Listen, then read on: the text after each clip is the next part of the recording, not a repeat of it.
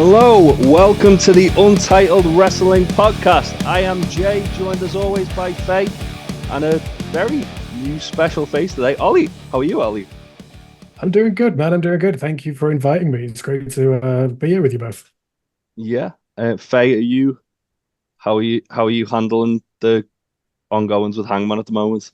I'm totally fine. We're fine. Everything is a-okay. No, Yeah, I am suffering, loving it, but suffering all at once. It's great. Swerve's going to kill him. It's going to be great. This is the thing. Hangman suffers so beautifully that I'm okay with this. I'm just angry that it came out that it's going to be all out, not all in. The wrong fucking so show. Angry. But angry about that. I digress. Before we do get into anything, a little bit of admin. Ollie, you are here to plug an event that I have attended many of, but not this next one. Do you want to give us a little rundown of what it is?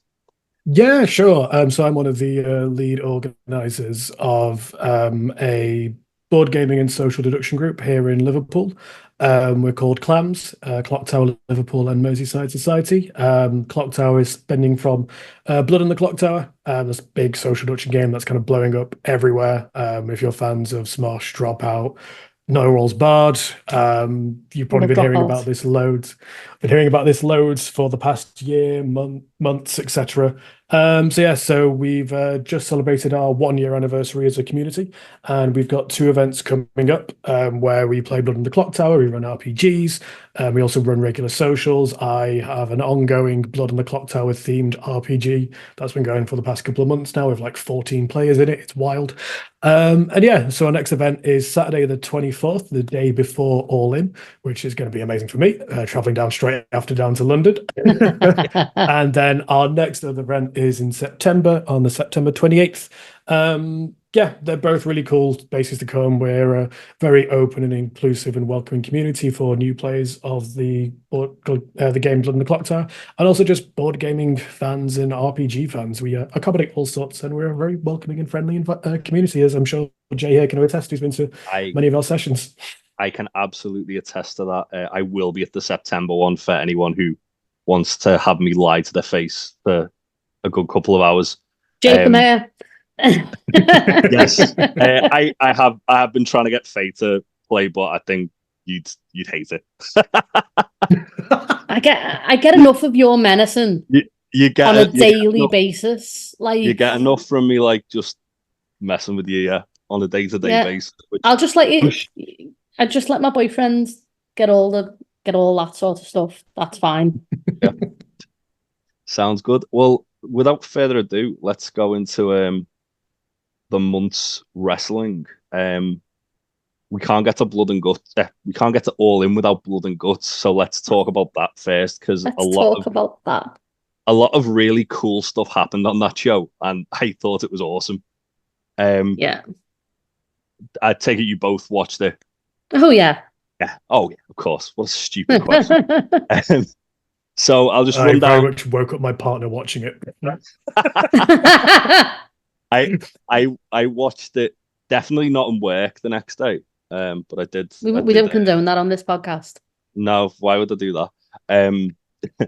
But I have watched it a few times because obviously notes and that. So we had Britt Baker and Shida had a match. That was really good. It saw the debut of Camille Brickhouse, the Brickhouse Camille, as she's called now, which is going to be very hard for me to adjust to saying, which I'm very excited for because Camille's been signed since January, I want to say. And so the rumor goes, yeah. Yeah, and yeah, just been waiting for her to show up and start murdering people, and she did a good job of that. We also got the debut of the Glamour, Mariah May, MJF doing MJF things, Jericho versus Murder Grandad. But what we're going to just go straight into was Blood and Guts. And I'm sure you had a completely fine and ordinary, balanced response to watching this fight. Oh yeah, it was totally rational and normal. I promise you. Yeah. It was that sounds like me, right? Just to clue you in, Ollie, and obviously anyone who's listening to this for the first time, Faye's boys are the Young Bucks. Yeah, my boys are the Elite. But you are a big Derby fan as well, so I'm sure it you had a very hard time watching this. No, again, because if they suffer beautifully, they can get beat up as much as they like. He's so wonderful, There was Darby, a lot and of yeah, there was a lot of suffering in this match, to be fair. there was. So it was Team AEW, which was the team of Swerve, Mark Briscoe, Darby Allin, and the Acclaimed versus the Elite, which was Matthew and Nicholas Jackson, Kazuchika Okada, Hangman Jack Perry, and that cop Adam Page. They weren't even like massively removed from Double or Nothing, where Darby like fully broke his nose and got hit by a bus. Like Darby's just a lunatic. Like I know we used to joke back in the day about John Cena having superhuman powers of like restoration, but Darby Allin, you can't keep him down. It's like he's a lich. Darby Allin's literally like got the same body as Kermit the Frog, as far as like, or like a revenant, like unbreakableness, or a revenant. Yeah, that would do too. Because it's not even like with Darby, it's not even like he's like got superhuman healing factor. It's like, no, I'm just gonna continue to hurt myself. Yeah. To be honest, he was, for the most part, he was quite like reserved for Darby in this match. Mm-hmm. I was expecting him to come off the very top of the cage, and he did do that cool like monkey bars thing where he coffin dropped Scapegoat through the table. But you mean Hangman Jack Perry? Hangman Jack Perry, yeah. The unfortunate thing, I think, was Darby Allin literally flamethrowered Jack Perry like the month prior. Like, Jack Perry was set on fire with a flamethrower the month prior. And yeah, how do you top that by chaining him to a cage and dousing him in gasoline and threatening by to doing what Eddie Kingston couldn't do? Let's also address the elephant in the room. Mark Briscoe was there because Eddie got hurt. Yeah, which 100%. I'm not complaining about because Mark Briscoe's fucking great, but I was a little bit sad that we didn't get Eddie in this because he would have been a lunatic. Tell you what, though, it did feel special though, that like, because it felt like this was something that the Young Bucks would have liked to have done with Jay and Mark, like as a tag team. They'd have loved to have done this type of match with them. I think that would have probably been the end goal at some point, to have the Young Bucks and the Briscoes in a cage. Yeah, probably involved in blood and guts at some point for sure. Yeah, so there was a lot of like kind of interweaving storylines in this. There was obviously the Young Bucks and the Acclaimed. There was Darby and Jack Perry, and there was a Swerve and Hangman, which, oh boy, did that go off. So Hangman's music hits, the Elite had the advantage. No one comes out. Swerve then comes out, and Hangman just murders him with a chair. Handcuffs him to the cage and just keeps hitting him. To the point where the Bucks threatened to fire him, which was another cool little story thing, because obviously Hangman's like sort of like the lone wolf on his last legs. He's not having a good time, is he? It's fine. The Tumblr girls had a normal one of all of this, I promise. I can't wait for him to job to Jarrett at it all, and though it's going to be amazing. That's going to find you like halfway across Wembley. I'm probably going to get killed for saying that at Wembley by some completely normal, well-grounded person sat near me. I gotta say, speaking of Jarrett, I am enjoying his face turn from nowhere. His run from the Owen Hart Cup into this, and then continued after Blood and Guts into the Bryan Danielson stuff has been incredible. Like, yes, it really has, and it was a really great sort of story thing where obviously Jarrett was fighting for his friend and Hangman come out, and it's like, again, Hangman's whole thing where he's trying to be the good guy and he thinks he's the good guy when everyone else can see he's just a bastard. It was the perfect setup, perfect return. Yeah. And then obviously Jarrett like sort of having that mini feud with Bryan after like the Hangman stuff. Hangman's gonna murder Jarrett and at all, and I think. And I wasn't originally, I was like dead set I want Swerve and Hangman to be all in, but I wouldn't be upset if we just got like Hangman just having like a Texas death match with Jarrett or something, just because. So yeah, Hangman eventually had like a bit of a back and forth with Okada where he hit him with a buckshot. Didn't he hit him with a chair by mistake as well? Hit him with the belt, didn't he? hit him with He said something. Hangman hit Swerve with the belt. There, That there was much. there was that really good spot where they opened the books open that briefcase and had all the staple guns in. Oh, And that they was like that was like Swerve the mirror going back like to Mox with the but forks. it was the fact that obviously it was like the callback to the Texas Death Match, and Hangman was sat in the corner like he had PTSD watching it because it's like Yeah. I know how this ends up.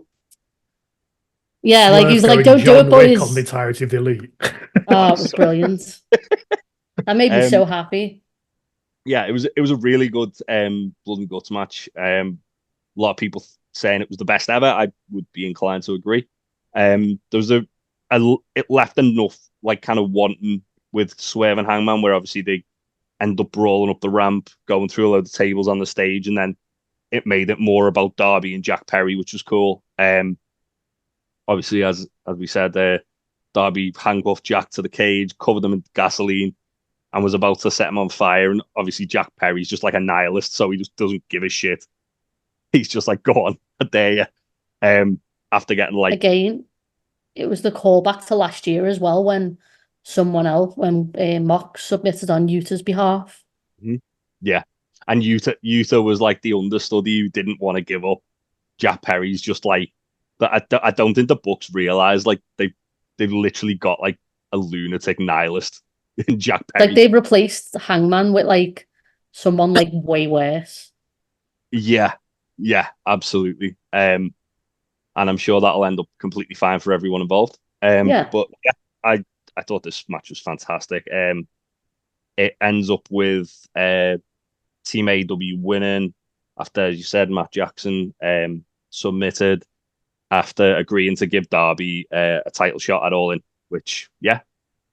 Then Darby, let's who's just collecting title shots, by the way. Hasn't he I got was another title? He's got a yeah, world championship title shot, a Grand Slam. literally half an hour later, Darby entered the Royal Rampage and won it and got a title shot against Swerve or Bryan Danielson at Grand Slam it is. Grand Slam, yeah. Yeah. And it's just like, yeah, Darby could be a double champion coming out of Grand Slam. I was so mad about the fact that it might potentially, because it felt like it was going to be Darby and Swerve because they had like their little like crossing thing as well, where Darby was like, well, you're not the leader. Like, I don't trust you either. Remember all the stuff that like we went through and shit like that. Like, yeah. I think they did a very good job of like planting a lot of seeds for things that are coming along the line. Like Swerve and Darby are never done. They're like, if Swerve and Hangman are like Batman and the Joker, then Swerve and Darby are like Batman and the Riddler. Like they're always going to be like sort of crossing paths. And It's they're that always Seattle thing as well, isn't it? Like well, it's that's why Darby's the perfect person to face either Bryan or Swerve because they're both Washington guys, and it's it just sets it up nicely, doesn't it? Also that week because Tony Khan just didn't want to sleep apparently. We had Ring of Honor Death Before Dishonor, which might be one of the shows of the year. Just bangers after bangers after bangers. Yeah. So yeah, I'll just quickly run through 0 Hour because there wasn't really a great deal on there. It was just pretty much tag matches. So we had MXM Collection, my new favorite tag team, defeating so good. defeating the Spanish Announce Project. The tease at Maria at the end. Like they did have a little tease with Maria at the end. With the tease Maria at the end, do you think they're going to be the ones that are going to take it off the Kingdom to spoil what happened later in the show? I would love that. I to be honest, MXM just maximizing the minutes like every week since they've like debuted. Like obviously they had like the match with FTR on Collision, and then they've had like backstage stuff with Top Flight, and just silly bollocks backstage. They're just brilliant. I love them. So yeah, they beat Spanish Announce Project. Marina Shafir defeated Angelica Risk. The Infantry defeated Anthony Henry and Griff Garrison. And Top Flight defeated the Outrunners. Again, all just sort of just nothing too big, just to get the crowd heated up. And we get to the main card where probable Untitled Wrestling Podcast Wrestler of the Month, the Beast Mortas. I think I'm contractually obliged to say that at the moment. Defeated Command. The Mortos has talk about capitalizing on your minutes since debuting for a company these last month or so. He has been he had a banger with Hologram. He's been killing it in the trios matches of late as well. He's been doing with the against the conglomeration. Victory over Mark Briscoe as well. Yeah, exactly that. He's just been killing it. Absolutely. When they went his into match with Darby was amazing. It was, and his match with Claudio. Every time he's on telly, he's captivating, and every time he's good. He's just great. Obviously they've got they've got to put him in the C2 this year. Surely, if there's a spoiler or a lower card guy you put in the C2, it's Mortos this year because banger every week. I think they should put the Beast Mortos on TV as much as they possibly can. When he's not on TV, I'm asking where is the Beast Mortos and why is he not on TV? He's just great. Stupid, sexy Mortos. Who'd have thought, Faye, from when me and Joe were trying to do that stream of the pro wrestling? Give Ollie some context to that, please. I'm giving Ollie no context. I'm going to let Ollie fill in the blanks here, where we repackaged him as a drugs mule, basically. Because drugs running with the bulls was the angle. Hangman Page become a drug dealer, so he needed the drugs mule, so he had the Beast Mortos as his heavy. I just want whoever does Mortos' mask to do kill shots, because I feel like what Killshot wants for his dinosaur mask is what Mortos has for his beast demon mask. I think the Kill Switch has his own guy, doesn't he, as well? Yeah, they have their own guy. Kill Switch, not Killshot, yeah. It's Kill Shot's match though. Yeah. Swerve comes out in a Kill Shot mask, I'm going to lose my fucking mind. I think I'm back in Lucha Underground. Yeah, because Mortos with it. What's mad about his mask is obviously he kind of handed over the gimmick of Black Taurus to AAA, and everyone was like, "Oh God, what's he going to do now?" And he just come out with this and was like, "Oh yeah, that works. That completely works." Yeah, him and Commander. It only went about 10 minutes. It's such a metal-looking mask as well. Well, it's got literal chains on it. Right? He's got literal chains on his face. Yeah, he's awesome. And I think he got the win. I was, because they were was it Supercard of Honor where they teased that Mortos and Commander were going to start tagging together, and then Mortos just murdered them instead. But yeah, these guys have amazing chemistry. Again, more of this, please. We then got Ring of Honor tag titles, Undisputed Kingdom defending against the conglomerations Kyle O'Reilly and Tomohiro Ishii.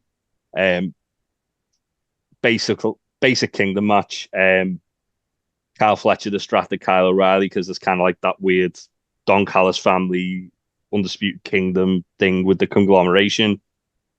And yeah, Bennett hit a low blow on Kylie and then rolled him up. Kyle O'Reilly rolled him up. Kyle.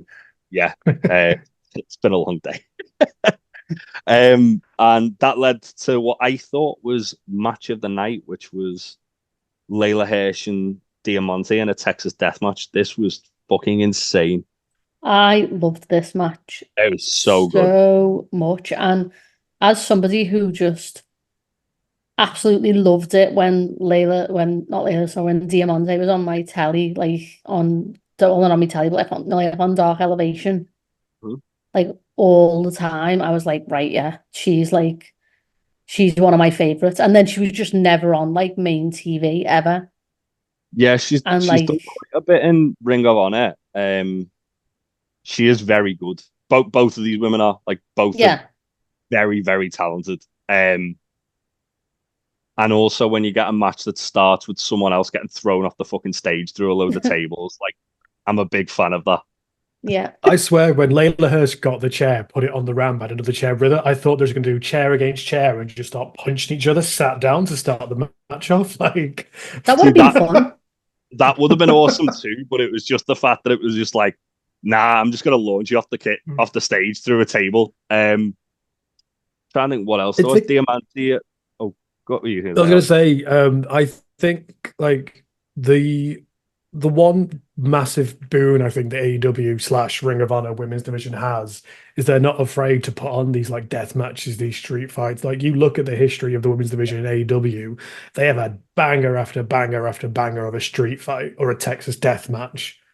Like some of the highlights, or you go back to like the pandemic era with the Bunny and Penelope Ford. You look at the kind of like the fights between Sheeda and Britt Baker. Like you had Statlander, Nightingale not that long ago. Like the women's division, whilst it needs work in AEW / Ring of Honor, they put on bangers of like these types of matches. Like it's their staple. Yeah, absolutely. I think Ring of Honor's women's division is absurdly strong. I mean, AEW's is as well, but it's just like when you think you can literally have like any of these women on this who were on this card today could go on main AEW tomorrow and would not feel out of place, which it's a testament to how talented everyone involved in the show is. That they could do that. This was insane. It was just insanity. There was Diamante got like the flip flop with the studs in it. thumbtacks, wasn't it? On like stuck to the bottom of it, and was hitting. Like taking what Zelina Vega did, but like going, nah, we're gonna do this differently. Like, yeah. There was a bit where like Diamante was just launching Layla into the barricade as well, which was just horrible. Layla Hirsch was a killer moonsault as well, by the way. Like the one she took onto the tacks, and then the one off the moon, like the ladder at the end. Yeah. So that finishing spot where Layla basically like gaffer taped Diamante to a table and then hit a moonsault off a ladder, nearly broke her arm on the ladder because she just didn't get enough distance away from the ladder, so just put her hand out and smacked it against the ladder. Layla beats Diamante. This was tremendous. And that was after like doing a Samoan drop like through barbed wire as well. It was. That looked nasty with the way they like. Like I thought they're gonna. Oh, you're gonna do a power bomb and go through the middle of it. No, let's do a Samoan drop and also go through the chairs. Yes. Let's just do silly shit. It's great. I mean, so that final spot as well. The what was it? The float over German suplex into the thumbtacks before they did the off the ladder. That was beautiful. Yeah, it really was. The fact that Meltzer's like turned around and obviously say what you will about his opinions and all that, but the man consumes a lot of wrestling, and he said it was probably the best women's match he's seen in America in like 20 years. That's high praise. And it rightfully so. I thought this was phenomenal. I really did. I want to see more Layla and Diamante. Either be that in Ring of Honor or AEW. Next up, we had the Ring of Honor Pure Championship match in a Pure Rules match. Lee Moriarty versus Wheeler Yuta. Faye, how are you feeling about seeing your boy getting outsmarted? Not happy. I saw it coming. I didn't. I felt like I didn't. He deserved this. No, he did. Of course, he did. He'd been like the worst in like the most bastard man, hadn't he? Like before he'd gone off with injury, and it felt like all of his like chickens coming in to roost in like the worst way. I think as well, like it's good to have Yuta away from Ring of Honor because I feel like with what's going on with Brian and what's going on with Claudio, that some stuff might be happening with BCC. Well, bloody time. They've been doing like separately. They've been great, but as a group, they feel like they've not really done anything as a group for a long time. Like the last thing I remember them did as a group was when Claudio and Moxley randomly beat FTR and then never tag team again. Yeah. That was that Full Gear last year? I still think the start of this year they had a tag team this year. against FTR, beat Was it them, on and then Collision? just I think it was, wasn't it? Yeah, No, it was on a paper, wasn't yeah, it? and then No, I think it was on It was just Collision, arbitrage? and it was not that far away from a A pay. pay-per-view. And then because soon after, Mm. because it was around the time that they gave the tag team titles were given up. They had the tag team title tournament, and we It thought, was oh, Revolution, wasn't it? Yeah, yeah. Because it was literally on Revolution, and then they did the tag team. Yeah, you're right. it was just before the tag team tournament, and then they just weren't in it, despite the fact they beat FTR. Yeah. To be fair, that was some John Moxley would go fishing, and that poor man needs a holiday. Yeah. I think I'd quite like to see Claudio and Yuta as a tag team because I quite like them as a tag team. They've got such good Like, chemistry. Yeah, like have them go after the tag titles, but I do think that maybe Yuta might have his head turned by a new coach. But yeah, Faye's looking at me and like I'm just like blasphemed. Why? Don't- Why? Because Nigel's been teasing the shit out of it on Collision. I know he has, and I'm not here for it. I'd love it if Nigel was managing Yuta. It'd be amazing. See, I want I'm in for Nigel it. to manage Garcia. That's what I want. Oh, see, that would be good. But yeah, we are getting sidetracked from the match, which was Again. brilliant. Really both happy to men- see Lee win this, by the way. Like, Oh, really yeah, happy to see Lee. Like, he is Shane Taylor excellent. Promotions needed something, so giving Lee Yeah. the pure strap here is great for the group and brilliant for Lee. Yeah, I love Lee. He's such an underrated wrestler as well. I think he really deserves this sort of like this. His flowers. Yeah, this accolade for sure. So yeah, both guys used up their rope breaks quite not relatively quickly, but they were very liberal with like rope breaks, which in a pure rules match, it's always kind of like, yeah, don't go for the rope breaks because obviously you need to savor them because you only get 3. Obviously there was a lot of cheating as well with both guys where like one had hit like a closed fist and then while the referee was telling off or saying that Yuta had used his closed fist, Lee just like turned around and just lamped him. Then he got caught later and he was cheating a little bit again. And he won the match as well, which was brilliant by rolling Yuta up and using the ropes for leverage because there's no rope breaks left. And Yuta looked like furious that he'd been outsmarted, which was again just adds to the story. Why What Yuta makes me laugh with the pure things is that they always have Jimmy Jacobs on as a judge. And it's like that man is so. He wasn't a judge in this. Was he not? Was he not a judge in this one? It was He's being for Show, Jerry Lynn, and Daniels. Yeah, because it's usually Jimmy Jacobs, and I always think like that man is like the least trustworthy, honorable man ever. Like, yeah, like he's not going to do pure rules. He's going to stab someone because that's what he does. Yeah. But yeah, I thought this was a brilliant match as well. Told a really good story, and as we've kind of like elaborated on, it give Lee his flowers, which is what we want. Yeah. Next one, this was a bit of a weird one for me. Red Velvet beating Billy Starks for the Ring of Honor women's title. Women's TV title, I should say. So Billy won it at the last show by faking a neck injury. That very much played into the story here. It was Billy's first like major defense. So I was quite surprised that they had to like drop the belt there. Unless it's we give you a quick win now and then you're taking it off you so you can go against Athena. I think that the sort of the end game in this is going against Athena again and having that rematch from Final Battle. Probably at Final Battle. Depends if they want to break Roxanne Perez's record or not. Because Roxanne Perez's the record, if they want to break the record, they've got to do it before Final Battle. But it depends how much Perez being the record holder for the youngest women's champ means to them or not. Or to give it to Billy. I didn't think of that. Yeah.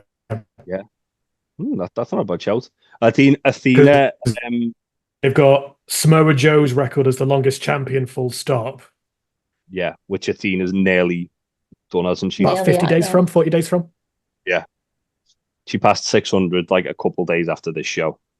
And yeah. I think if they break that record and then maybe have Starks break Perez's record as the youngest women's champion.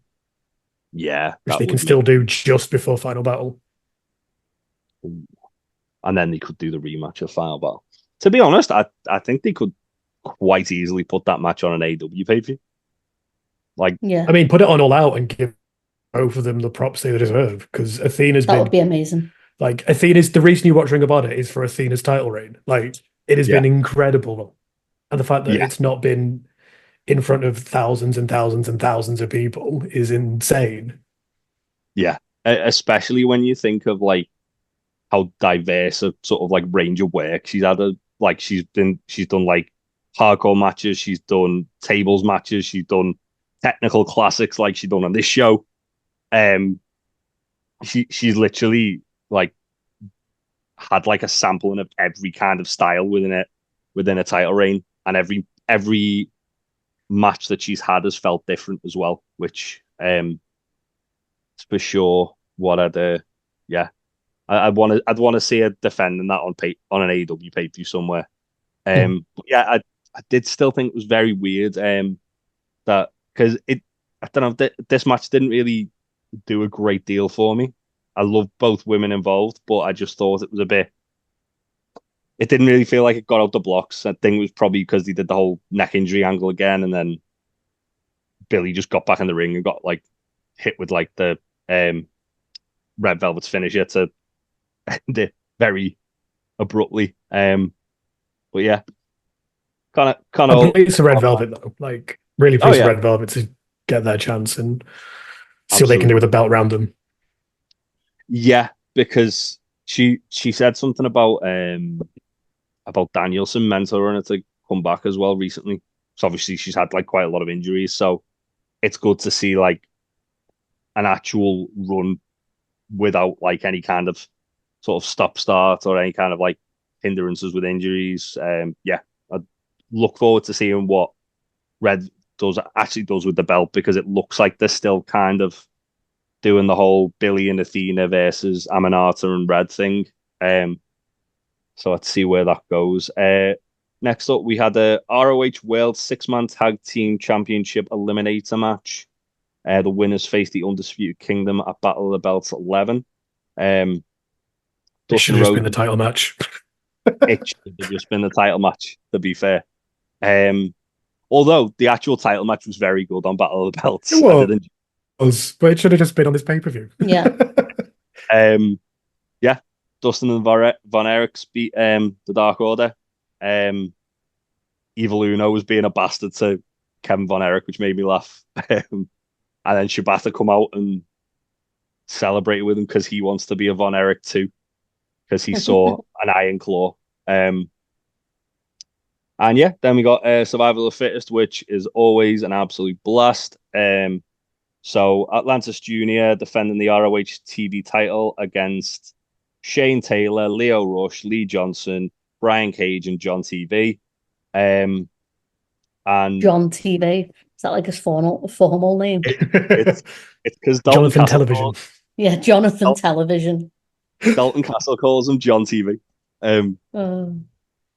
But yeah, this was, as always, very fun. Unfortunately, Shane Taylor did get injured in it, which meant he was eliminated quite early on. So good. I know. I was rooting for Shane Taylor. I fucking love Shane Taylor. Shane Taylor. Yeah. Like, you remember that Meat Madness match they advertised months back and never delivered on? Like, can they just do it now, but like with Mortos, Brian Cage, Shane Taylor, Samoa Joe, Brody King, Lance Archer, Hobbs, Butcher, like full on Meat Madness? Like, can that just be the Casino Gauntlet at All In? Can that just be like all the heavy boys and just go for it? They did. You say that, but we'd have to get medical assistance for Big Tasty. That's true. Ben would need some kind of like smelling salts. He was all right. Yeah, they did trademark Meat Mayhem recently, so I think it is coming. Do it. It is coming. Tornado, that's what they should call it. But I think as well, like Hobbs is almost back from injury, isn't he? He's been teasing it. He posted the picture of the book of Hobbs the other day, which we all love.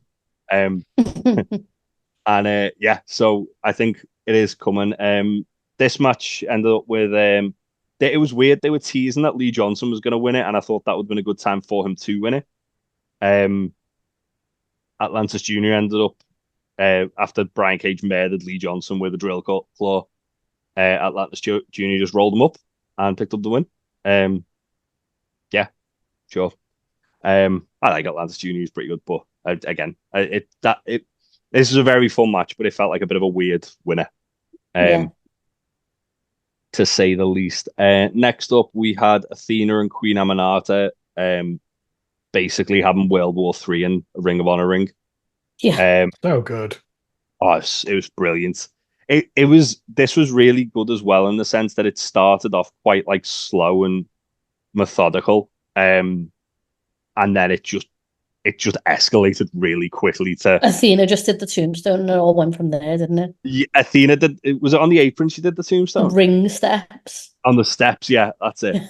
And then Aminata hit a fucking Tiger Driver 91 on Athena because if Will Ospreay's not going to do it, I guess. This is what everybody else is doing now. It's their move. It's literally become the new Canadian Destroyer of just drop people on their necks and hope they don't die. These had such great chemistry as well. Like you can tell they've like fought before, and like the callbacks and reversals of each other's spots. Like, and they really went for it. Like this was in a way Aminata's. I don't say coming out by because she's been around now. Props to her for like the match she's had previously, but this really felt like this was Athena showing off Aminata here in the best way possible. Yeah, it definitely felt like Aminata kind of like going, "You saw me when I first started here. Now look at me." And Aminata's improved so much in the last 2 years. Jesus Christ! Like killer presence to her as well. Killer presence. Yeah. Always thought she was like really good, but like just in the last sort of like 3 or 4 months, she's been fantastic. She's been so good. That submission she did towards the end on Athena, where like the double underhook on the floor on her back and then just squatted on it. Like, there was so many things like in this match where you were just like wincing, like, oh no, someone's gonna get hurt here. Yeah. And Athena basically had to cheat to win, which again, kind of it's shown that there's unfinished business there. It also shown that like Athena got out by the skin of her teeth. So Athena hits Aminata with a microphone and then hits the O-face to pick up the win. But Aminata looked like that was after Athena had just took a Tiger Drive and then rolled to the outside. Yeah. She then gave Lexi back the microphone just before, like. I love how Lexi's like dead, like professional and lovely to people until Athena's around, and then she's an absolute knobhead. Yeah. She's like a fucking mean girl. It's brilliant. I'm here for that. Even the way she was like sneering at Aminata when she was like when she was announcing Athena. Brilliant trio, the three of them, like yeah, Athena, Nair, Billy, like brilliant trio. They sure are. And then that took us to the main event, which Mark Briscoe and Roderick Strong also had an absolute banger. Mark Briscoe did the only thing he knows how to try and follow that by bleeding absolute fucking buckets. And yeah, this was great. That last segment where Roddy was going for the J Driller on Mark, and Mark eventually reversed it into his own, was fucking tremendous. And he picked up the win with a froggy bow. But yeah, this felt like old school Ring of Honor Roderick Strong. It was no fucking round. There was a lot of like trying to break his opponent's back. Yeah. Again, a lot of spots where you're just like, fucking hell, what are you doing, Roddy? Not that long out of Blood and Guts as well. Like literally 2 days after Blood and Guts, and Mark was having this mental match with Roddy. Yeah, overall a really good show. what we usually do when we review a pay-per-view, Ollie, is we do a rating out of 10. So I'll go to you first. What would you give this one out of 10? I'd give this easily like a solid 8.5. Like the matches that were brilliant were really, really good. And yeah, the women's matches, or I think the Layla Hirsch versus Diamante, and the main title felt delivered more and above. There's a couple of spots that were like no batch was bad. Like they were all solid 3.5 stars out of 5 matches. But I think it just needed like one of like the main events to really hit, like just push it a little bit further. I think for me to like give it a 9 or a 10. It was just missing that like little something. But overall, like absolutely like banger quality show. Yeah, like there was no disappointment. Absolutely. What about you, Faye? I think for me, purely for how good the Texas Death Match was, I would put it for a 9. But that's just because like that's been one of my favorite matches of the year. Yeah, that's fair. I'm 8.5 as well. Yeah, it was just a really good, solid show. No complaints from me. Right, what we got next on the old agenda? Shall we? Right, I'm gonna put the ball in one of your courts here. Shall we talk about All In first, or should we talk about the things going around All In? Should probably talk about the things going around All In before All In, unless you talked about Yeah. things after All In. I Up mean, to you. there's quite a few like sort of fringe events that are just before All In. Yeah. There's do you want to? You've got the pro wrestling Yes. ceasefire there, haven't you, Faye? So that is on Thursday, is it? Thursday before of All In weekend, which Chuck Mambo described it as Glastonbury weekend, but for wrestling fans, and that's absolutely how it feels. So this all the proceeds from this pro wrestling ceasefire are going to UNICEF to aid Palestine, basically, to get aid and food and meds and stuff like that for Palestine. All the money from the tickets and everything are going to it. So we've got a few matches. It's being presented by Rain Leverkusen. Is that how you say her surname? Yeah, she's presenting it. So we've got Connor Mills versus Livy Grace. I haven't seen Livy Grace, but Connor Mills is fantastic. He is very good. And then we've got a triple threat. Malik versus Donny Navarro versus Levi Muir in a triple threat match. Levi Muir last year at the Red Pro show threatened to kill me. It was terrifying. Levi Muir at Wrestle Island was amazing. He's a fucking big lad. Oh, he's massive. Yeah, he's like a brick shit house. Yeah. Kanji versus Jordan Breaks. We nice. saw Kanji at Strong Style. Yeah, I've seen Jordan Breaks in Red Pro a few times. Pretty good. Is he good? He is. He is. And then Jordan Saeed and Shah Samuels. Shah Samuels. Yeah, versus Sunshine Machine. Good old Sunshine Machine. Yeah. They're going to be all over the place. There is also Riot Cabaret. I've got a show on the Friday. Eve and Tokyo Joshi Pro have got a show on the Saturday. Sorry, I've just lost my list that I've got here. Pro Wrestling Ceasefire have a raffle that Chuck is very excited for. So just throwing that in. I mean, it's the law that there should be raffles on UK shows. Every Brit Rest show. I'm waiting for All In to do one. The fact that All In haven't got one's a fucking travesty. It is a farce. And it's sponsored by Blacksmith. It is. There is also an event called All Caps All Day, which is presented by North Wrestling, Pro Wrestling Hustle, and Attack Pro Wrestling. That is in the garage in Islington. That is, I believe, midday till 6. I might try and sneak down there before Rev Pro because it's not too far from where I'm staying. And that brings me to Rev Pro because I'm really excited about this show. Their 12th anniversary show.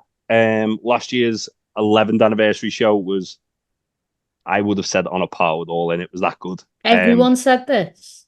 It was And they're not fucking around this year. So this is just what's announced so far. There's still other stuff to come. They've got Connor Mills versus Ethan Allen. That'll be very fun. Yeah. Guy Jack versus Gabe Kidd, which will be That's just going to be silly That's nonsense, going to be isn't it? mental. that's Absolutely going to be incredible, that wild. match.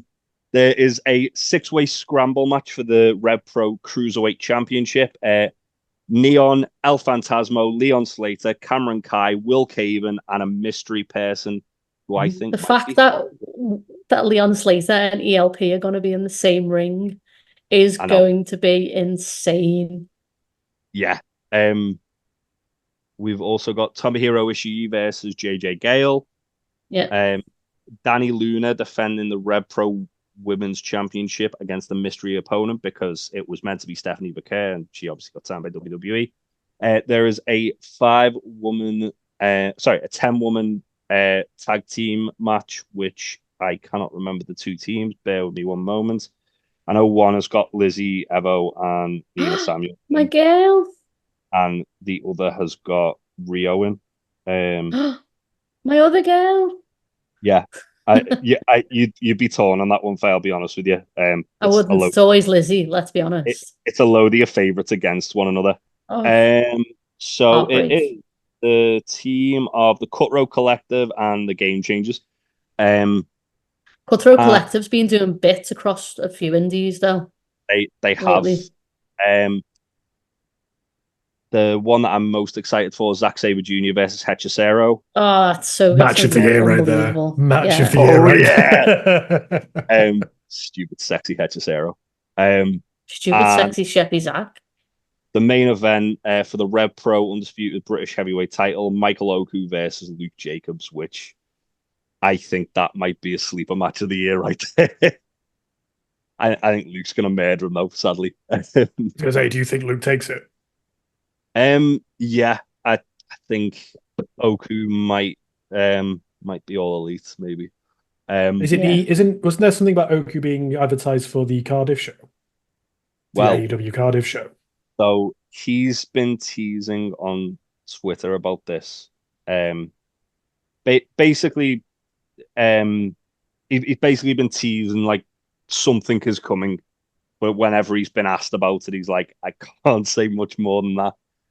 Fightful Select did have an update on this, saying that Oku had been discussed for both the Cardiff show and Wembley itself, probably in the Casino Gauntlet, I'd imagine. Especially as MJF's like talking about him like on AEW telly as well. Well, MJF wrestled him in Rev Pro this last week. He requested to work with Michael Oku, which is huge praise in itself. Also played into the Ospreay and MJF angle where MJF hit Oku with the Tiger Driver and then went to hit Amira with the Tiger Driver and Ospreay made the save. So, yeah, I think Oku might end up signed in AEW. I wouldn't be surprised. That was a brilliant get. Absolutely brilliant get. He's excellent. I saw him just before the pandemic on a TNT show and was like, who the fuck is this guy? Yeah. And then literally to see him now, it's like, this guy's very, very, very talented. There is also, while we're on the subject of free agents and people moving around, obviously Lucha Bros look like they're WWE bound. Their contracts are up in August and September, respectively. Apparently Penta is going to be having meetings in Orlando this week. Daniel Garcia's contract is also due up, and he's not signed. It's up, isn't it? And he's not signed, and he's just not re-signed yet. October. Yeah, which is why they did the whole injury angle, right? It was, if he does come back, great. If he doesn't, we've written him off. I think Daniel Garcia versus Michael Oku is a match that needs to happen somewhere. I will be heartbroken if Daniel Garcia goes to WWE. It would feel weird if he did, given like the sort of obviously kind of this whole thing was that he was like the lifeblood of AEW when he was like digging himself up recently. It would feel kind of a weird thing for him to do. Who else we had debut and about Ricochet's Ricochet. probably he's definitely not hologram, which people still think he is for some bizarre reason. Really? Yeah, They don't look at the tattoos. I know, right? Like literally, like I've literally today I've seen people saying holograms Ricochet. It's like it's fucking not.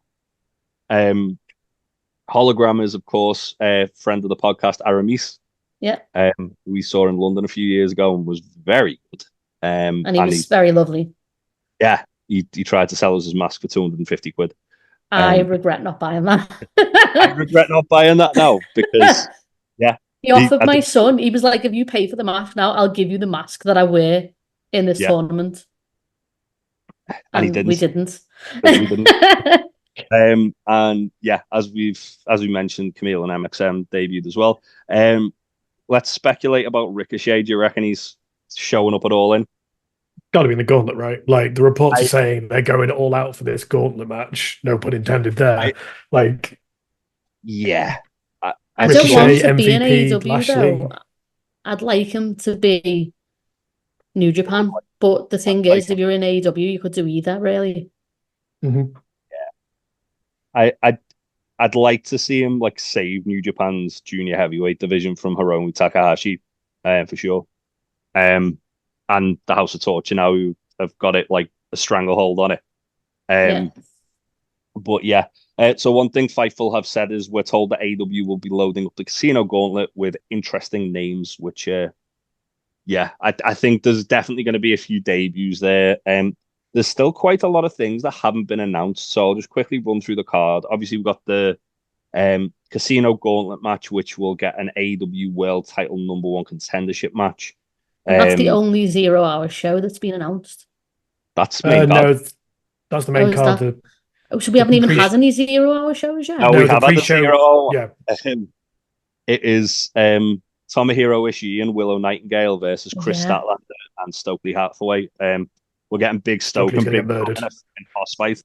Can't wait. Stokely's going to get murdered. He's going to take the grottiest brainbuster we'll ever see in our lives. What would be great though is if just him and Chris Statlander has a straight fight.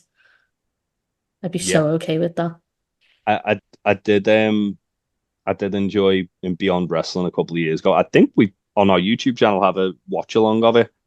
Stokely Hathaway versus Eddie Kingston, and it's just Eddie murdering Stokely while wearing a Prince shirt because it's Eddie Kingston. He can do what he wants.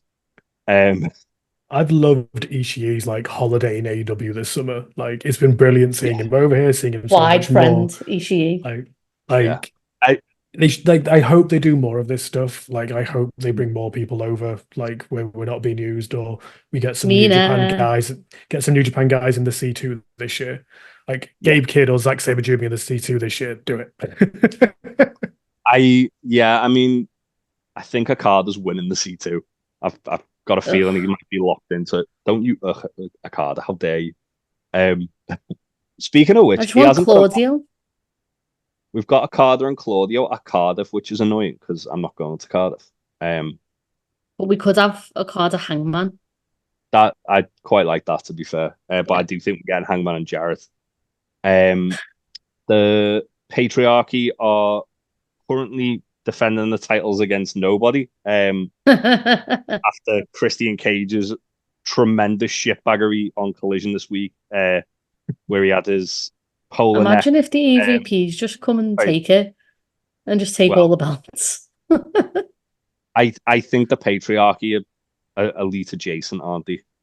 Because they're like Christians that been having them do favors for him. So yeah, that's going to be the triple threat, right? Like all three teams are going at it all in. I'd say do it Stadium Stampede. Why not? Oh, Stadium Stampede. Have House of Black going doing bits and that. And Juice just running around like a rabid animal. Juice Robinson like some kind of feral man just running around through the crowd like he's like been a dog let off its lead. Yeah, I'd be down for that. We've got Mercedes Moné versus Britt Baker. That'll be amazing. Jack Perry versus do we get the Jamie Hayter pop? Do we get that all in this year? I think we get Jamie Hayter having a stare down with Camille at very least. and then probably tearing a hole in space and time when a fucking pop hits. Oh, Remember, that it's gonna music. blow. Like it is going to blow up if that music hits. Yeah. Yeah, so the aforementioned Jack Perry and Darby Allin, MJF versus Billy Ostrich for the American title, Tony Storm versus Mariah May. Oh, I am so fucking invested in that match. it's so And good. world title versus Korea, Swerve Strickland versus Bryan Danielson. I don't know if I'm ready for one, the final countdown at Wembley, and two, seeing Bryan Danielson retire potentially. Yeah, I don't think I can handle him retiring again. Because last time was emotionally draining. But yeah, so far so good for All In. What you guys looking forward to the most on that card? For me, no. it's Mariah May. Like Mariah May winning the title. That's what I'm after. Yeah, Mother as Mariah, I'm soon here for that.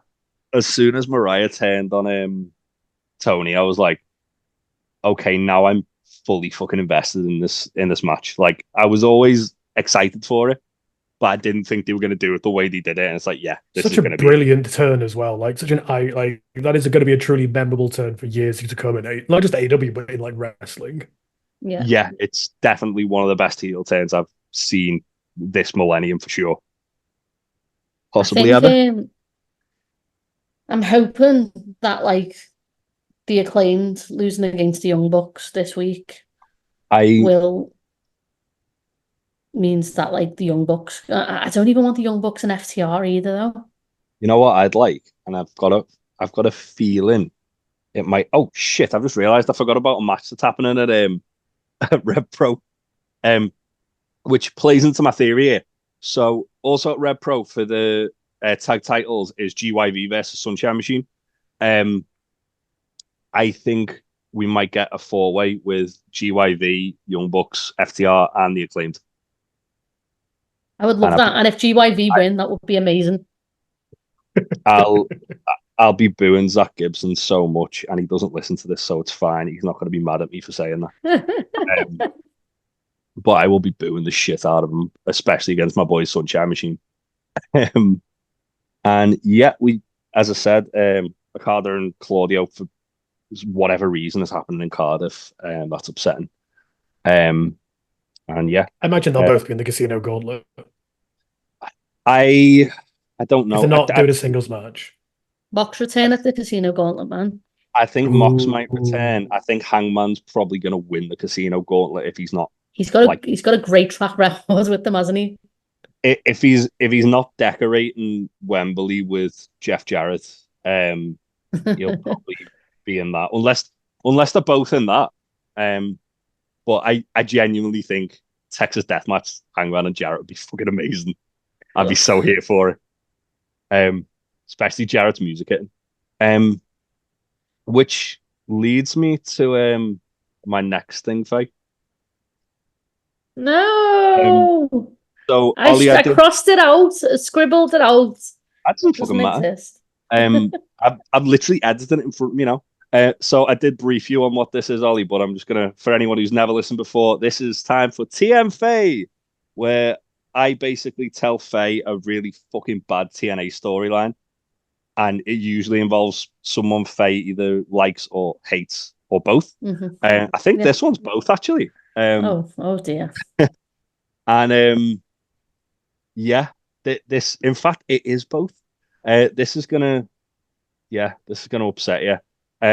So have you ever heard of the faction in TNA called Immortal? The faction? Yeah. No. You like factions? You love factions? You've got BCC, you've got the Elite, you've got Immortal. So for months on end, between literally from like the end of 2009 to October 2010, TNA had this like thing where Abyss started warning fans saying they're here. Already you're upset because you hate Abyss. Yeah. it's not my fault. He's always this was after Hogan gave him his Captain Planet ring, by the way, Oh and God. that's an important part of the story. So yeah, basically, Abyss was saying they're here, they're arriving on 10/10/10, which was the date for Bound for Glory, which is like TNA's WrestleMania. As foreshadowed by Abyss, this led to heel turns for Hulk Hogan, Eric Bischoff, Jeff Hardy, and Jeff Jarrett, the Oh the no. megaest of mega powers. Oh, that's painful. They then, because you know what factions need more of? Members. They then merged with a faction called Fortune, which was Ric Flair's new Four Horsemen, which was AJ Styles, Beer Money Incorporated, Kazarian, and the British Invasion. Now I know what you're thinking, Faye. That's not 4 members, that's 6 members, and you'd be right because it's called Fortune. Right, okay. Matt Yeah. Hardy was also there. So they basically merged into some like super faction called Immortal. Eventually, it's sort of just like they all split. Fortune, In true TNA fashion, nothing came Yeah. of it. Fortune, and so Immortal then went on as well as feuding with Fortune after them being together and apart, to feud with another little faction called EV 2.0, which was Extreme Violence 2.0, which had some of your favorites, Faye, as the Motor City Machine Guns and RVD. Doug Williams was Why? also yes. They don't need getting sucked into that. And you know what stopped Immortal, Faye? Do you know what stopped Immortal? What crushed it with its bare hands? Oh no, it wasn't Captain Abyss, was it? No, Abyss was part of Immortal. Oh, It was Joker Sting. oh, we're back to this again. Well, it was Joker Sting and also Mick Foley, who was Was this when he was double agent? No, that was a different time, believe it or not. Oh But God. he left partway through this angle because he hated it. So if Mick Foley is upset with something, it's bad. Also, this led to the infamous Jeff Hardy and Sting match at Victory Road 2011, where Jeff Hardy had done every drug that was imaginable. I haven't seen that match at all. We're doing a watch along of that at some point. I watched that live and it was a trip. Okay. Sounds like I'll need alcohol for it though. Oh yeah, you sure will. So basically this led to Joker Sting convincing Hulk Hogan to then bring back Hulkamania to save TNA from Hulk Hogan and Eric Bischoff because of reasons. Ollie, how well versed are you in TNA lore? I am somewhat versed in TNA lore. I have seen many of their attempted rebrandings, rebirths. I was there for the Hogan years. I saw bits and pieces of the kind of like the early low-key Samoa Joe, Christopher Daniels, AJ Styles, like the NWA TNA pay-per-view era. That was good. That was the good stuff. Yeah. I do have a bonus TNFaye, which I think I will start this off with. I think a question an open question, a quiz question. Can you name me the longest reigning TNA Knockout Tag Team Champions? I think I can. Was it I by fucking any can't. Was it by Faye, chance? if you had to guess, who do you think of what you've been told about TNA, who could possibly be the longest reigning TNA Knockout Tag Team Champion? Knockout being obviously their women's division. Yeah. That's a big hint, women's division. The only people that I know are like Jordan Grace and Mickey James. Like, It wasn't. Oh, Giselle? It wasn't Giselle. No. Oh God, who was it? Okay, enlighten us. It was ODB and Eric Young, was it not? Yes, it was ODB and Eric Young. Yes, that Eric Young, the NXT Tag Team Champion, Eric Young. Faye, Bikini contest. yeah. Oh, yeah. Bikini contest, Eric Young. Eric Young and ODB were the longest reigning and still are the longest reigning TNA Knockout Tag Teams champions, holding it for a combined days, their one reign, for 478 days. Do you know? It's meant for women's. Oh, yeah. Eric Young was this is the only following the person. bikini thing? Oh, yeah. This was like years after. Okay. Eric Young is the only person to hold all of TNA's exclusive tag team championships. Knockouts, World, and NWA. Sure is. My brain hurts. Yeah, the reason they held it for that long was because Eric Young went off to do a fishing show for the Discovery Channel. He did. So they let me refine this because the story is too amusing. So it all started so TNA used to do what's called the wild card tournament, where they kind of like just put random people together, and one year they put together ODB and Eric Young as part of this wild card tag team tournament, which they got to the semifinals. And then after the loss in the semifinals, they would pursue a storyline relationship together, which would go on them to then getting married. They'd have a tag team feud with Angelina Love and Winter, which they won. We haven't got to that yet. Which led them to getting a TNA Knockouts Tag Team Championship shot against Gail Kim and Madison Wayne, which they won, making Young the first male wrestler to hold the title and the first wrestler to hold all TNA's tag team titles. After the match, he proposed to ODB. They then went on to defend them against Rosita and Sarita of Mexican America. They beat them. They went on, had a feud in. They had a lockdown match against a steel cage match against them. And then Young took a hiatus to film a program for Animal Planet, which went about a year. Yeah.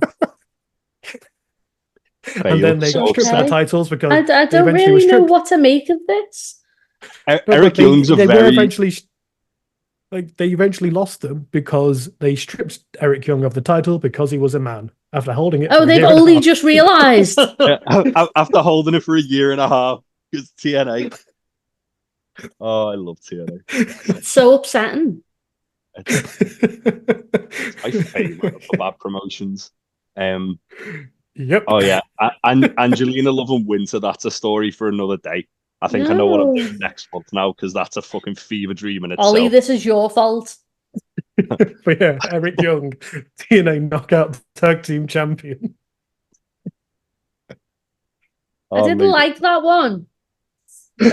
Which one? The Immortal one or the second one was worse than the first one. I mean, yeah, I thought Immortal was a bad enough one because that's also where we got Eric Bischoff and Matt Hardy beating the Young Bucks, which was a thing that happened. But Generation Me at the time, weren't they? Well, they were Generation Me, Max and Jeremy the Bucks. But yeah, Faye, shall we talk about the G1 because that'll cheer you up? Yeah, go on. Let's talk about Sheppy Zach. That'll cheer me up. Let's talk about Sheppy Zach, indeed. I've been really shit at keeping up with the G1 this year, so I'm just getting the standings up. I wouldn't say the best place to catch up on it. Tommy Jackson's streams tend to watch the highlights of what's been tend to watch matches on his stream every week. I've heard Takeshita's been like the MVP of it. Oh my god, I know. The bits I've seen of it this year, I used to be a massive New Japan watcher years and years back when you had Omega and Okada going through all their stuff. But the last couple of G1s, I just kind of fell off of them because I don't know, they just didn't feel the same. But this year, I don't want to say the feeling's back, but it certainly feels like there's been more memorable moments and matches in this year's G1 than has been in the last couple. Like Gabe Kidd and Zack Sabre Jr. had a banger of a match, and Takeshita and El Phantasma, Takeshita and Goto, Takeshita's just been dominating, putting on bangers and bangers. Yeah, so I'm just trying to grab the standings now because I'm aware that obviously B block has B not block. finished yet. No, it would. That's Yeah, tomorrow. that's tomorrow Recording. as a recording. Yeah, And which Tedesco's in the standing for currently still, which I'm hoping for gets into the playoff place. I was gonna say there's like 5 people who can who could win B block, in isn't B it? block. Yeah. Tsuji, Takeshita, I believe Goto. I'm just trying to find the actual thing. I've lost the standings. But yeah, I think I'd really In like. B block, it's Cobb, Finley, Narita all at 10 points, and then Suji, Yumera, and Takeshita all are on 8 points, and Goto's on 8 points as well. Oh God, Yeah. I really want Takeshita to. I wouldn't even be mad if he won it. I think he'd be the only person I'd not be unhappy about winning it over Zack Sabre Jr. I don't see Yeah. Takeshita winning it. I see him getting into the playoff of B block. I don't see him winning it. Possibly the final. I know. Maybe. Just because Takeshita and Zack Sabre Jr. is like, It'd be a hell of a match. yeah, It's a dream match, isn't it? That's like the main event I'd want. Yeah, so let's go through A block very quickly. Callum Newman had 4 points, made up for Callum Newman. Shota Umino had 8, Gabe Kidd had 8, Sanada had 8, Jake Lee for some reason had 8, Naito had 10, Evil had 10, Great O'Khan had 10, Shingo had 10, and Zack Sabre Jr. has 14. Yeah. Shingo and Great O'Khan are in the playoff, who will then face Zack Sabre Jr. in the semis. And as Ollie said on B block, we've got Cobb, Finley, Takeshita, Narita, and Goto who can all go through. I believe Suji is out, or is he? Can he get through? Can he get through? I think Suji, because of who he's lost against, is mathematically out. Yeah. And Yuya Uemura got injured, so he basically forfeit his remaining matches. And Hanare, Oleg Bolton, and ELP have all got 6 points as well. So no bad performances there from anyone. ELP's been doing bits in New Japan lately, though. ELP has, considering he said that it's like his worst 2 years of New Japan. It's sad boy summer. Because, yeah, I mean, I'd be sad if I was stuck with Tamatonga for as long as he was, but that's just me. But yeah, do we all think that it's Zack Sabre Jr.'s time? Gotta be, I surely. feel like I say this every year, but yeah. Surely, if this is the year they're going to do it, it has to be this year. Yeah. Like he stormed A block. He's got 14 points, like 4 points over everybody else. Like, that's a dominating performance. Yeah, because I think when we were previewing it, the only people we said might be a threat to him were Yota Tsuji and Shingo. And Shingo's definitely still a threat to him, but yeah, having handed him one of his only losses in the G1 as well, this year. So I could possibly see Shingo, but I think it should be Zack Sabre Jr. I think it's time. He's the guy. He's the shining light that can save New Japan. But yeah, it also solidifies him as like the top gaijin as well, like it did Kenny. Well, yeah, like I think like they desperately need him for someone that's not Tetsuya Naito to be at the top of that division. Yeah. Naito shouldn't like Naito is like we always used to joke about Tanahashi being broken apart. Naito is literally broken at this point. Like Naito struggled to move during that match with Mox at Forbidden Door. Yeah. Let him and Mox go on a fishing trip together instead of like, wrestling. But yeah, I think it should be Zack Sabre Jr. who wins it. Although I do have a horrible feeling he's going to win it and then just drop it immediately to Sanada because that's how I don't want that either. That's how these things work. I know, and I hate it. Yeah, Me too, but that's just the way they do things in New Japan. It's bizarre. The only person I can think of who, like, on their first reign recently had like a lengthy run was Shingo. And And that was White. like on his first reign, he didn't. His first reign, he dropped it harder on like his first fucking defense. Oh yeah. at the Garden. But yeah, if AEW getting a representative in the G1 becomes a bit of a tradition of Takeshita this year, who would you want for it next year? Brian Danielson, but that'll never happen. I don't know, because they had, obviously Eddie was in it last year as well, and they've had That was so good. They had Utah and Best of Claudio? Claudio would be a banger of a show. Claudio would be a banger factory. To be honest, I wouldn't hate Hangman being in it again, or Swerve. Hangman being in it would be interesting, kind of like going back. Yeah, because he was very much like kind of where ELP is now when he was in New Japan. Like he wasn't that. Not that ELP's not a big deal, but he wasn't like he was the guy. He was the young boy, wasn't he? Yeah, he was having good matches in the G1, but he wasn't like threatening the block or anything like that. No, because he had Jay White there staring him down. That's true. Jay White is an angry man. And he hates Hangman so very much. As he should as well. I'm trying to think who else would be pretty good in it. I don't know. The thing with AEW is he always there's that many people. Garcia would be good. I think Garcia would be better for Best of Super Juniors though. Yeah, he would.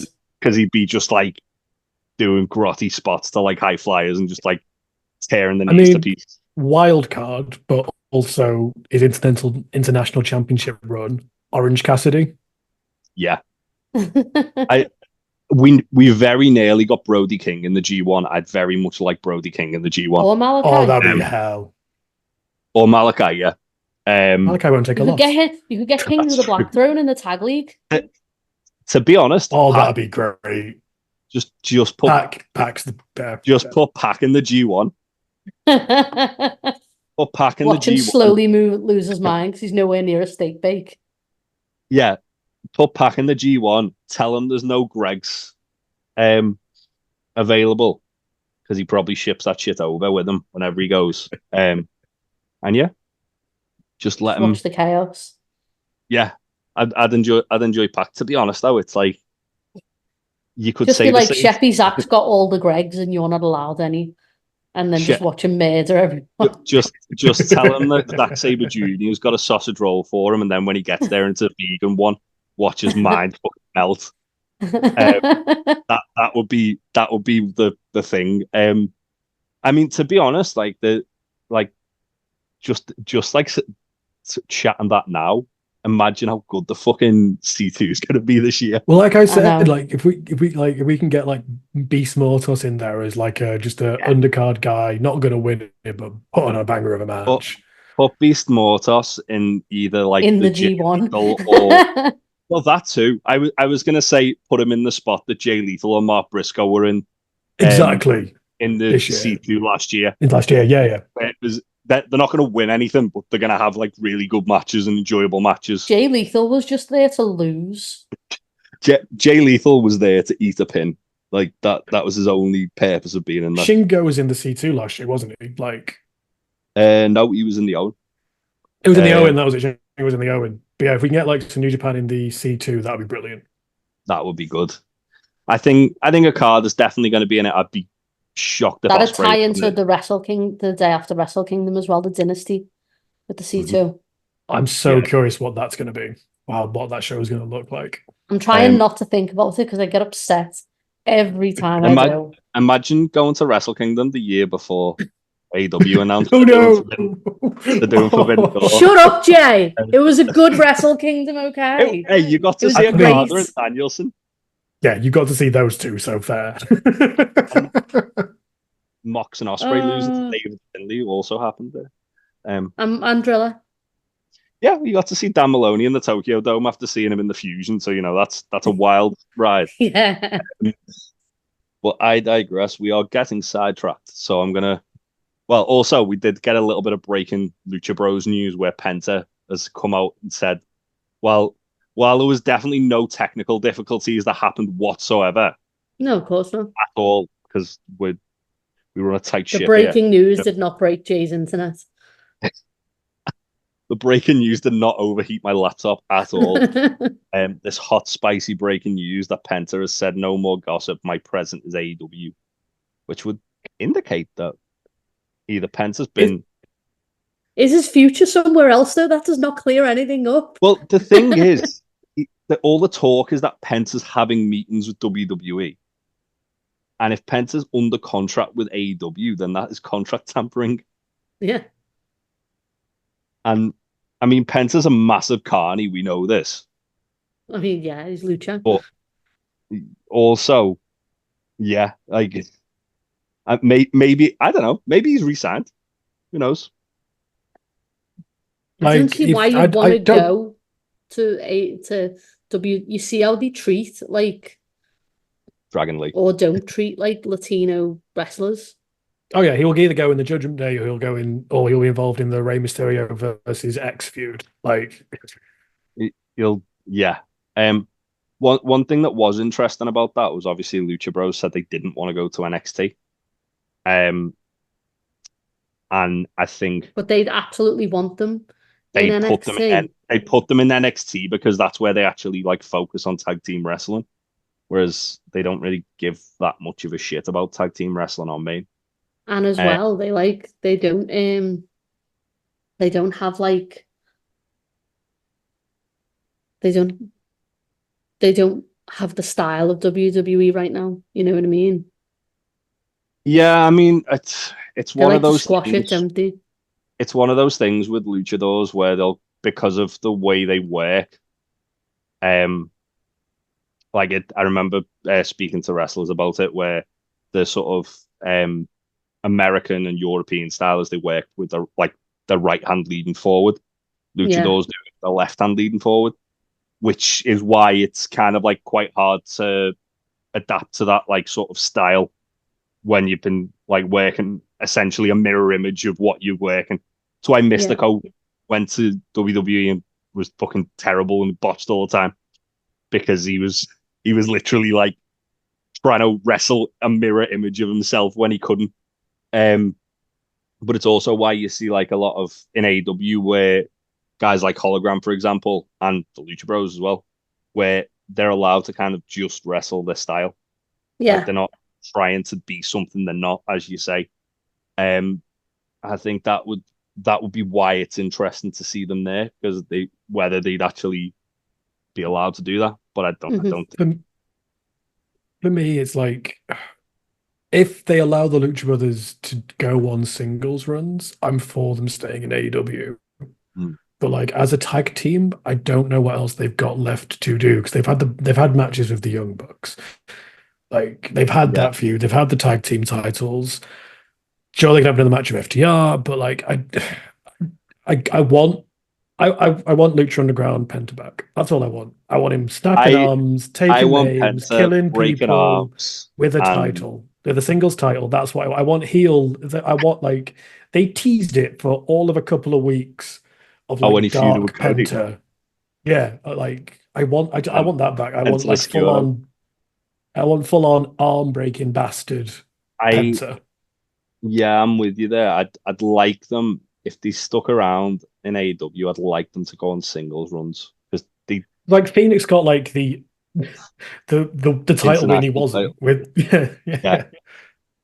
which is great. Like, yeah, but I want them to see them properly, like just go on proper sing, like, because they both have charisma for miles. Like the crowd love him, but Penta's always been a brilliant sadistic wrestler, or he was in Lucha Underground, and that's what I'd like to see a little bit more from. Yeah, and actually, little bit of deathmatch Penta. Yeah, nice. That'd be very nice. Yeah, I am with you. I very much like some singles Lucha Bros, but I think there's enough tag teams who have grown since their initial run in like the Lucha Bros initial run. Like Private Party now would be amazing. Top Flight now, best Lucha Bros would be amazing. Even this version of the Young Bucks we haven't really seen against the Lucha Bros. This version of FTR, this version of the Acclaimed. And then there's obviously teams like Bang Bang Gang as well, like Gun Club, like GYV. If they show up, that would be nice. Who are off to Japan? Who are off to New Japan Collision? They are wrestling against Big Tom and Tanahashi and the Mighty Don't Kneel to have a number one contenders match. To become number one contenders for a match against the Mighty Don't Kneel. Yeah. So that's weird. Ishii is going to slap James Drake around like he owes him money. It's gonna be great. Bless him. Rob Drake's little brother's going to be is going to be a lad. But yeah, that brings us to last little thing I want to do, which is Wrestler of the Month and Match of the Month. Who wants to go first while I try and think of one? Match of the month for me was Diamante and Layla Hirsch. Wrestler of the month for me, I'm torn between Brian and Claudio. Okay. Just for going into All In sake, I'm going to say Brian. That's fair. What about you, Ollie?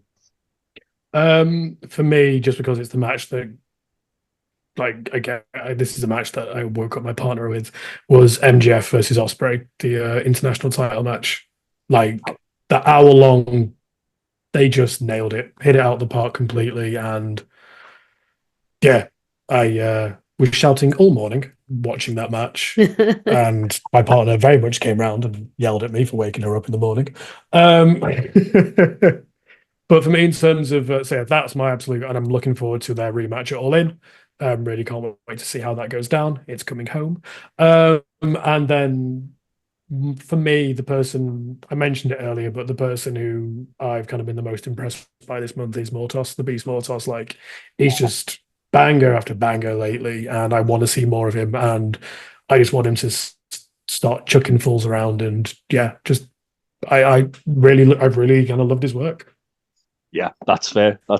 I'm with you on Beast Mortos for sure. Normally we have like as our default wrestler of the month, Juice Robinson, as like the fourth choice. But I think this month Mortos might have actually took it away from Juice. I'm gonna say just to kind of differentiate, I'm gonna say Hologram because I've loved seeing Aramis again. Yeah, because he was doing like some cool stuff in GCW for a bit. Obviously, he was in AAA. We saw him in Progress, and it's just good to see him back and that he's really improved. And I'm hoping he's at Wembley, to be honest with you. As for my match of the month, I'm going to say Blood and Guts. I love that. I just thought it was so great. It was fantastic. But I do actually want to also give flowers to Jarrett and Danielson because that was fantastic. That was brilliant. That was better than it had any right to be. And yeah. Oh, I think Jeff Jarrett's like the one you didn't expect to have a banger month, but has just had a banger time with it lately. You know what? After you've kind of brought that to my attention, Ollie, I'm going to change my pick to Jeff Jarrett because ain't he great? And because it'll upset Faye. Yeah, well done. You've done that twice now. That's all right. You're going to have All In to have it again. But yeah, it's been a good month. I'm very excited for All In. Ollie, before we go, do you want to give another shout out to CLAMS where people can find you? Yeah. So anyone who wants to take a part, we've got tickets up at our ticketing website. You can find us at CLAMS on Instagram, where we share all stories from our events. So there's no clam digging involved. No clam digging involved. No, not yet. Not yet. But yeah, so let me just actually find the official channels and stuff like that. So it's Clams Group on Instagram to follow us along on Instagram. Our ticketing website is tickettailor.com/events/clams. Yeah, come along. We run Blood in the Clock Tower, we run board gamings, we have RPGs, we have regular socials. It's a proper community group. We took part in Pride in Liverpool. A bunch of us marched in Pride Oh, in nice. Liverpool the couple of weeks ago with clams. So yeah, so we're just you like social deduction, you like board gamings, you like RPGs, come join us. We've got a bunch of stuff always planned. Yeah, if you like lying to strangers like the sociopath I am, you'll enjoy it. Also, before I forget, new series of Two Nations Under Ted is starting soon. I don't know when because Tom hasn't told me a date. But it's me, Tom Clark, and Joe from Damn It Bins doing basically rewatch and review of Ted Lasso. We are up to season 3. It's so fun though, because it's good that you have Tom who's from the US and then you and Joe, and like it's really nice to see like that like two ends of it, and then Neither of them are footy fans, so I just get asked a lot of questions about footy. Because of Zabba as well, season 3, we've got Zlatan facts, which Joe loves. So that's fun. But yeah, I'll get a date for that. I'll link all that shit down below for Two Nations because I always forget to, even though I've been doing the podcast for over a year. But yeah, thank you very much for joining us, Ollie. We will have you back. Absolute pleasure to be here. Really enjoyed it. Especially if you bring more TNFaye. Faye, as always, thank you. And thanks for listening, guys. We'll see you next month. Bye. Bye. Bye.